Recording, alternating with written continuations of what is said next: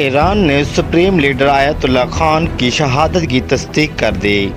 ایران کے سرکاری میڈیا نے سپریم لیڈر سید علی خان کی امریکی اور اسرائیلی حملے میں شہادت کی تصدیق کر دی ہے۔ مشرق وسطیٰ میں اس وقت بڑی جنگ چھڑ چکی ہے جس نے کئی ممالک کو اپنی لپیٹ میں لے لیا ہے۔ امریکہ اور اسرائیل نے مشترکہ کارروائی کرتے ہوئے ایران کے 24 صوبوں کو نشانہ بنایا ہے۔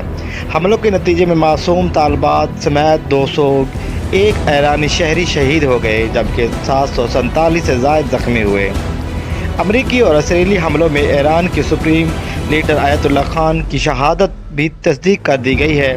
ایران سرکاری میڈیا کے مطابق سپریم لیڈر کی شہادت پر ایران بھر میں 40 روز سوگ کا اعلان کر دیا گیا ہے جبکہ ایران بھر میں 7 روز تعطیلات کا بھی اعلان کیا گیا۔ ایران نے امریکی اور اسرائیلی حملوں کے جواب میں آپریشن فتح الخیبر لانچ کر دیا جس کے بعد تل ایب دھماکوں سے گونج اٹھا۔ ایران نے خطے میں موجود امریکی فوجی اڈوں کو بھی نشانے پر رکھا۔ ایران کی جانب سے UAE، قطر، بحرین اور اردن میں دیگر ممالک میں موجود امریکی اڈوں کو نشانے پر رکھا۔